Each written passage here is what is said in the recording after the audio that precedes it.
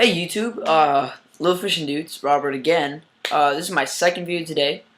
I previously made a video about spawning and how to fish the spawn and what to look forward to in the spawn. And in that video I mentioned a modification that I do to my Senkos to get, to pull some extra fish when the Senkos just aren't doing the job. And they replicate creature baits, which is what you're going to want to be throwing during the spawn. And so here's just a few quick modifications to get a few extra bites that I'm going to show you. And basically all you're going to need is a Senko of any size, any color, doesn't really matter, whatever you feel like comfortable throwing. A box knife or a regular knife. This is a box knife if you don't know what that is. And then optional, you could have a rattle, like those tiny rattles, or you don't really need one. So without further ado, let's get started.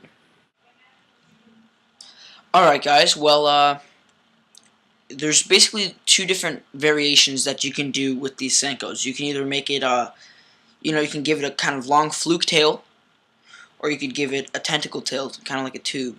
And basically the reason we're doing these is because you're going to want to replicate some type of a creature when you're fishing on those beds that the bass are spawning on. Kind of bulk up the profile, kind of make it look more intimidating. That way you force those bass into that reaction bite and they eat it. They get all defensive and then you fish on. So the fluke tail goes up about 3 inches of the bait. It's kind of, that's what it looks like. And then there's the tube, which kind of goes up about 1.5 inches to 2 inches at most. And it's got 4 little tentacles. Now what I've gone ahead and done is I've also placed a rattle in here, like I said. It's optional, you don't have to, but I'll talk a little bit more about that. So I'm going to do the easier of the two, or the quickest of the two, and I'm just going to do the little fluke tail. And I've already cut one part off, but basically what you're going to want to do is look most Senkos have a little lateral line going along the side of them right here, and you just want to cut, probably about 3 inches, whatever you feel comfortable with. I recommend about 3 inches up the bait, depending on how big it is though. And you want to cut along that lateral line. You want to make several cuts, just going back and forth, stroking it, each time going a little bit deeper, because you want a nice clean cut. And then once you have that, you'll have 2 tentacles like that, and then pick the beefiest one. If your cut is uneven, you're going to have a more beefy tentacle, and then one that's not so much. You're going to pick the beefy one to keep, and then the other one you're just going to completely cut off the bait. So then we have this little piece that you can just throw away. And now this is what you're left with.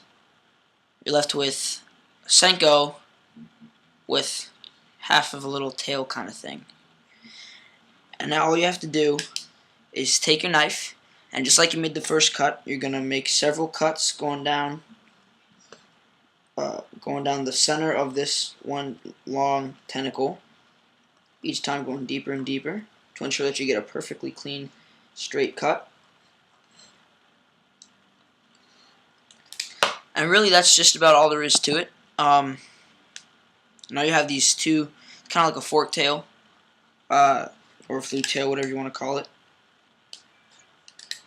And that's really more or less all you have to do, but you could take it one step farther, because this will catch you plenty of fish, but you can take it one step farther when you really think you need that extra kind of that extra little thing.